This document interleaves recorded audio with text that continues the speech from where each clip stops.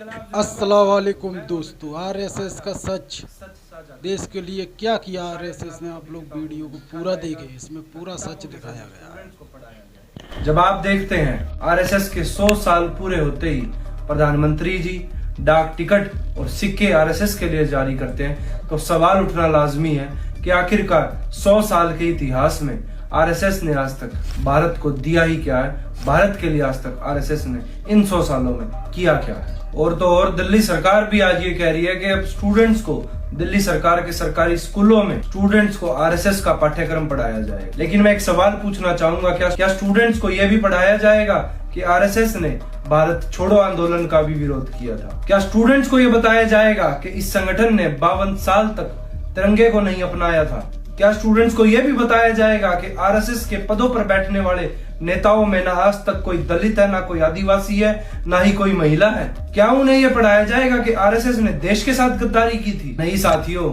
ये चीजें नहीं बताई जाएंगी।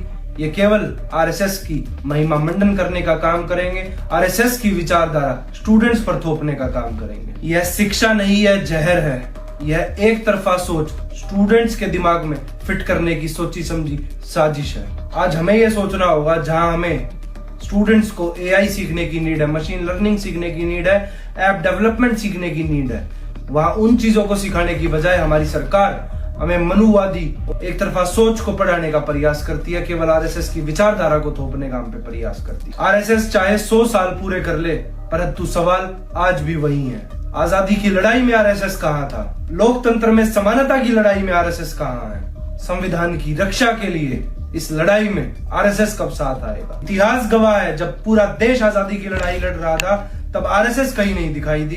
जब महात्मा गांधी, चंद्रशेखर आजाद, शहीद आजम वीर भगत सिंह जेलों में संघर्ष कर रहे थे, आजादी की लड़ाई के लिए फांसी के फंदे पर चढ़ रहे थे, तब आरएसएस कहाँ था? तब आरएसएस अंग्रेजों के लिए सेना में भर्ती होने के लिए अपील कर रहा था। जब देश तिरंगे को अपनी पहचान बता रहा था, तब आरएसएस उसी तिरंगे का विरोध कर रहा था। क्या ये देशभक्ति है या ये राष्ट्रभक्ति है?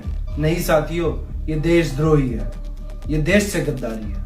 साथियों, ये लड़ाई केवल आरएसएस के खिलाफ नहीं है, ये देश के संविधान को और देश के लोकतंत्र को बचाने की लड़ाई है। जो मैं आपको विश्वास दिलाता हूं, जब तक मेरे सीने में सांस है, हम इस काले इतिहास को छुपने नहीं देंगे, हम इस झूठ को बच्चों तक नहीं पहुंचने देंगे, हम देश की आत्मा को नहीं बिकने देंगे। जय हिंद, जय भारत, वंदे मातरम, इनकलाब जिंदाबाद।